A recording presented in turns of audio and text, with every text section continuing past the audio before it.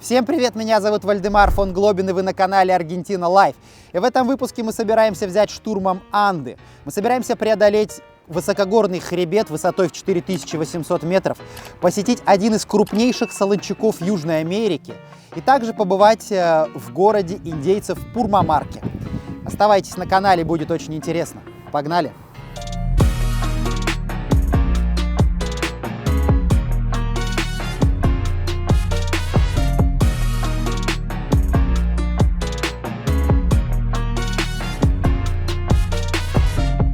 Наш караван готов ехать дальше.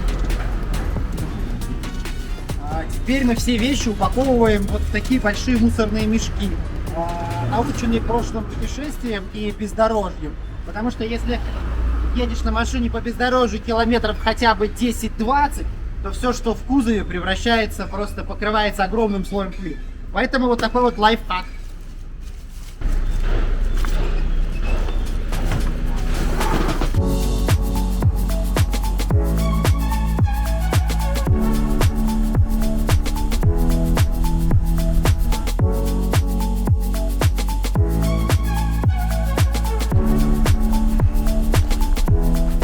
Встретили в горах лисицу.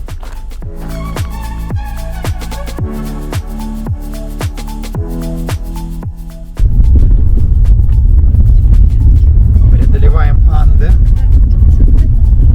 Как дела у семьи? Как у вас там? Дорога из Сальты в Качу не самая простая. Колясе вроде бы ок. Филиппушке тяжеловато, да, Филипп?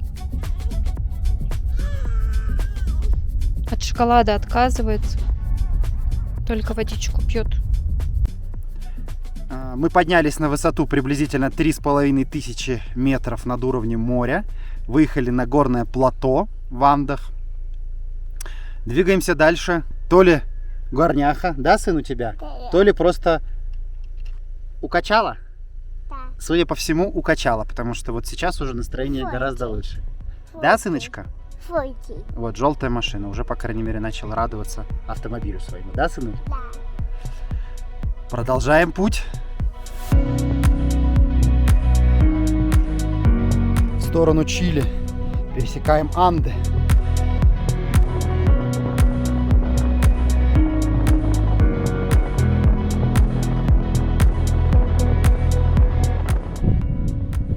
Высота 3000 метров, долина кактусов. Очень интересное местечко, на мой взгляд. В прошлом выпуске я уже рассказывал про кактус Echinopis atacamensis, но путешествуя по этому краю, невозможно не восхищаться этим удивительным растением. Кактус живет на высоте от 1700 до 3900 метров над уровнем моря. Распространен он не только в Аргентине, а также в Боливии, Перу и Чили. Между прочим, этот динозавр занесен в Красную книгу. Связано это с тем, что растение используется в качестве древесного ресурса, а также для производства мебели. Один из ярких примеров — это церковь Пурмамарки, датированная 1648 годом.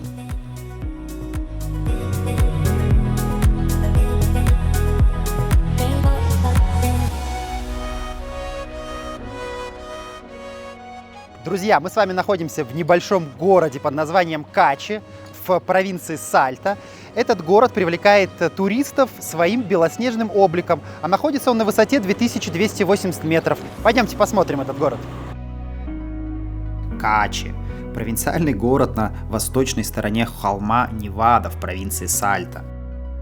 Название происходит от индейского слова «соль», потому что индейцы считали, что вершину горы Невада-дель-Качи, под которой он расположен, покрывает белая соль. Вот так это выглядит. Представляете, все бы эти чемоданы и коляска были бы без пакетов. Страшно подумать. Первоначально здесь располагалось поместье, в котором занимались разведением скота, а чуть позже, в 1796 году, построили белоснежную церковь Сан-Хосе, а земли вокруг раздали местным жителям под строительство домов. Сюда стоит приехать хотя бы ради того, чтобы насладиться тишиной и спокойным ритмом жизни высокогорного латиноамериканского поселка. Несмотря на свою провинциальность, Качи и его окрестности настолько красивы, что аргентинцы называют эту местность не иначе, как жемчужиной. Со смотровой площадки можно увидеть заснеженный пик Невада-дель-Качи. В городе достаточно много уютных и аутентичных ресторанов, в которых можно спрятаться от палящего высокогорного солнца. Или же просто отдохнуть под цветущими деревьями на центральной площади. Среди главных достопримечательностей города я бы выделил церковь Сан-Хосе, довольно интересный археологический музей, так как в нем представлено множество экспонатов, относящихся к временам империи инков и колониальному периоду. Ну и, конечно же, узкие белоснежные улочки. Пошла узнавать, сколько стоит лама. 4.500.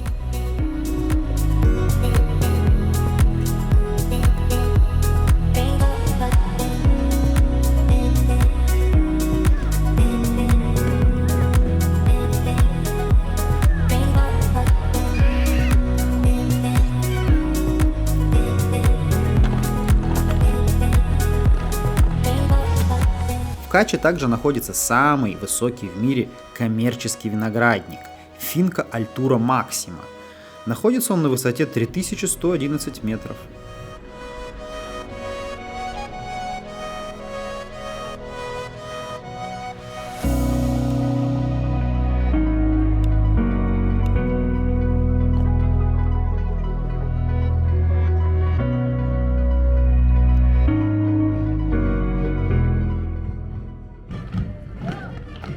Дети готовятся к параду по случаю Дня независимости Аргентины, который отмечают 9 июля.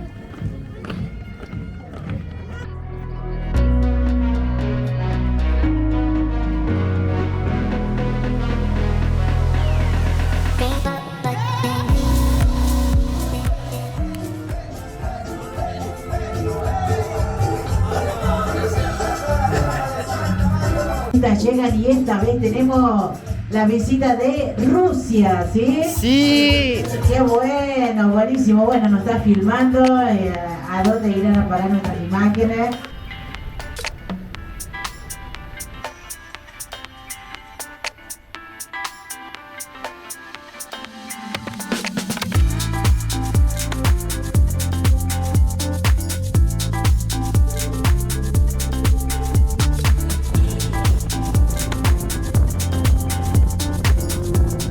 Едем в городок под названием Сан-Антонио-де-лас-Кобрас по руте 40. На этом участке рута 40 представляет собой бездорожье, гравийку с названием «Спиральная доска». Всю дорогу у нас по пути каньоны, горы, горные речушки. Дети спят. Полет нормальный. Да, Кисан? Да, полет нормальный, едем дальше. Прорываемся через эти Анды. Еще 100 километров нам прорываться.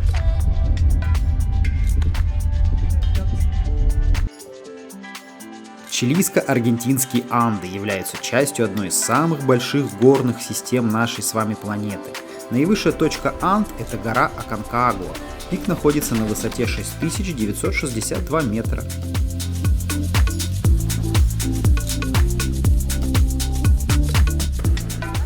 Мы ехали и доехали до такого вот разлива.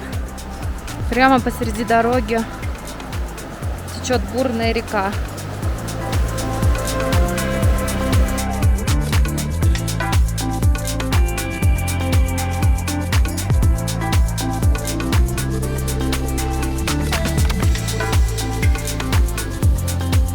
Продолжаем двигаться по руте 40. Уже добрались до мест, где есть лед, снег и вода. Продолжаем наше движение, только вперед.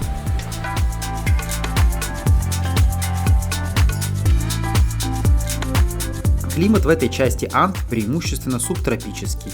Здесь господствует влажная погода зимой и почти всегда жаркая сухая погода летом.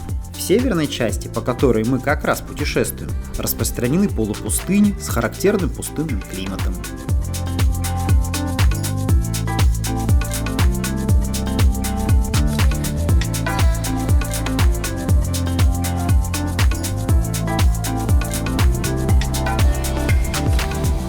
Вот мы уже на высоте 5500. Чувствуется уши закладывает. Сейчас будем спускаться в долину. Едем дальше. Именно на самом пике мы встретили викунью. Это млекопитающее семейство верблюдовых. В дикой природе встречаются на высоте от 3500 до 5500 метров. Шерсть этого животного считается наиболее редкой и дорогой шерстью в мире. Ну и само собой, путешествуя по этой части Анд, невозможно не встретить альпаку. На мой взгляд, одно из самых милых животных в мире. Остановились мы в единственно возможном отеле на высоте 4000 метров. Сына, пошли, заходи. Там холодно.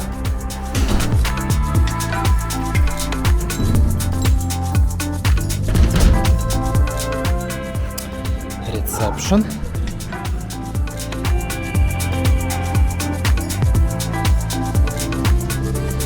Здесь ресторанчик. Камин. Такая вот каминная зона. Тут Филипп кривляется. Здесь греются вечерами. Мы наконец добрались до Сан-Антонио-де-Лос-Коброс, что находится на высоте приблизительно 3900 метров над уровнем моря. Дорога была невероятно живописная, интересная и красивая. Что вы думаете? В меню нам предложили отведать ламу. Я много в своей жизни пробовал, но ламу никогда. Сейчас буду пробовать.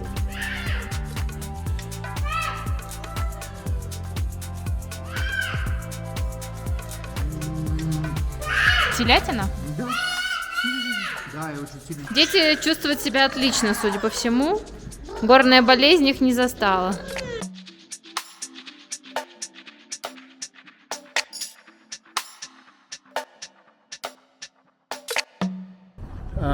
В общем, ночь прошла у нас не очень.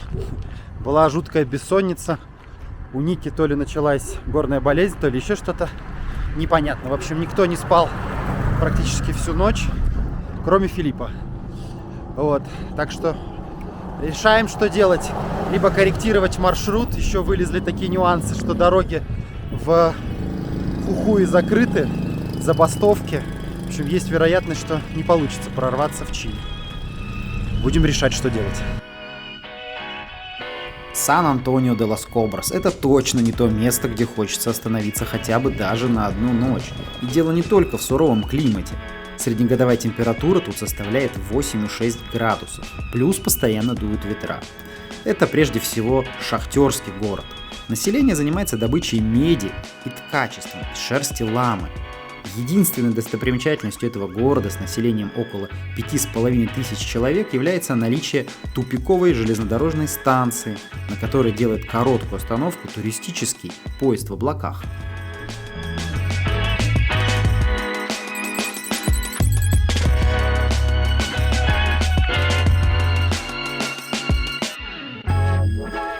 Мы добрались до знаменитой Салина Грандес.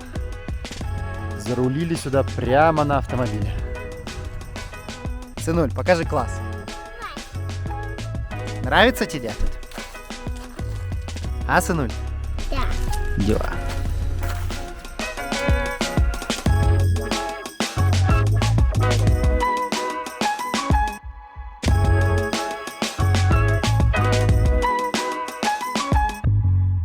Салинас Грандес – один из крупнейших солончаков Аргентины, третий в мире по своим размерам. Первый находится неподалеку отсюда, в Боливии. Предположительно, это бывшее соляное озеро. Несмотря на то, что Солончак – это высохшая местность, под коркой соли, толщина которой в среднем составляет 30 сантиметров, может скрываться вода. Добраться до нее самостоятельно у вас вряд ли получится. Однако тут можно увидеть вырезанные в соляной толще небольшие бассейны. Их аргентинцы используют для добычи соли и лития, а туристы – для знакомства со строением солончака.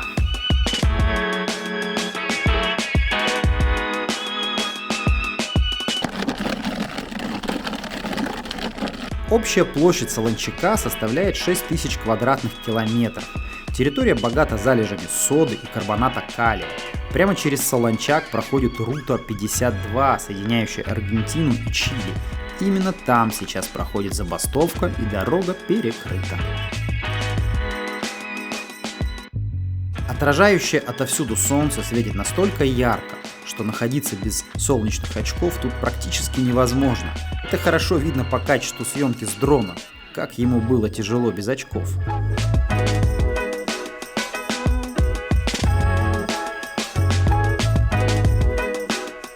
По желтой лапке этого фламинго идентифицировали как австралийского. А всего здесь водится 3 типа фламинго. Сезон дождей в этих местах приходится на период с декабря по март. В это время шансы увидеть зеркальную гладь Солончака с гуляющими фламинго достаточно высоки. Но и без водной глади тут есть на что посмотреть. Это самая настоящая пустыня из соли с температурой под 45 градусов.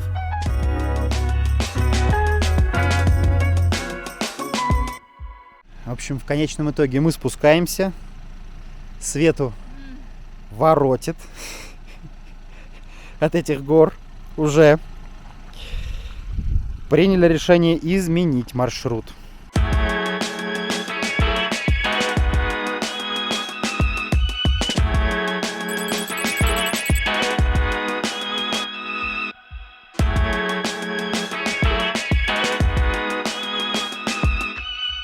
Мы находимся в самой северной провинции Аргентины под названием Хухуй.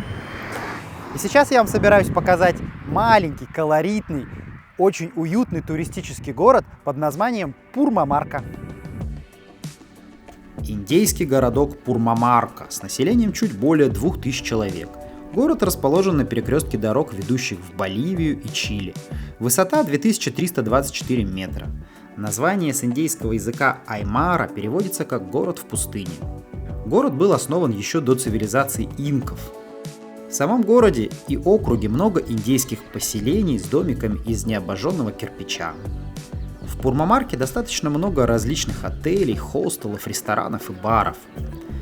На центральной площади постоянно работает индийский рынок, на котором можно приобрести товары из шерсти альпаки и поделки ручной работы. Гуляя по окрестностям, можно увидеть красивые цветные горы, самая известная из которых Семицветная гора, расположилась практически в самом центре города. Цвет гор сильно зависит от освещения. В пасмурную погоду гора бледная, а в солнечную начинает радовать своими цветами.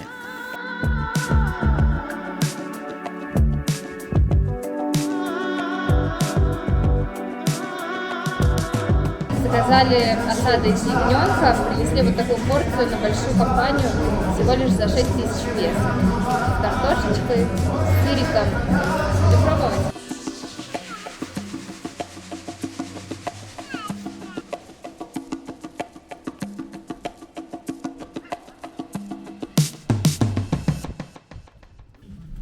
В общем, мы попали в ловушку. В Хухуе пикет, забастовка, дорога закрыта. Нам, получается, либо обратно ехать в Анды, опять подниматься в горы и по бездорожью 300 километров все это объезжать, либо оставаться здесь, причем заправка тоже за пикетом, а у меня бензина на 9 километров. Вот пришло время канистры. Сейчас будем заправляться. И что делать, пока не знаем. Такая история с Хухуем.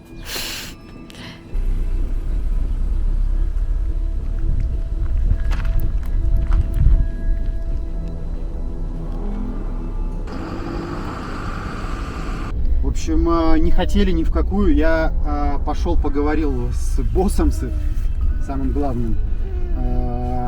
Он сказал нет. Потом пришли женщины. Женщины тоже говорят нет.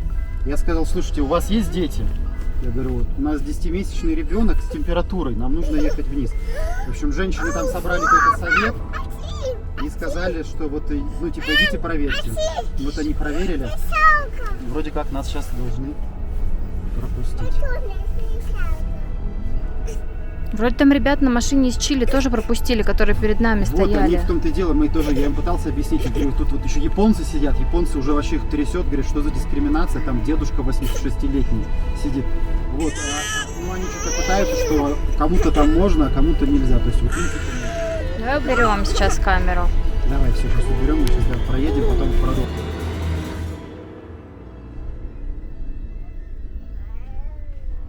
Сядь, пожалуйста. Прорвались. Если бы не было детей, мы бы точно проехать не смогли. Вообще без вариантов. Фуф. Это было непросто. Но очень быстро. Мы не простояли и 15 минут. Это потому что со мной не пропадешь. С Николяси, потому что Николяси аргентинка. Со всеми договорилась, все вопросы порешала.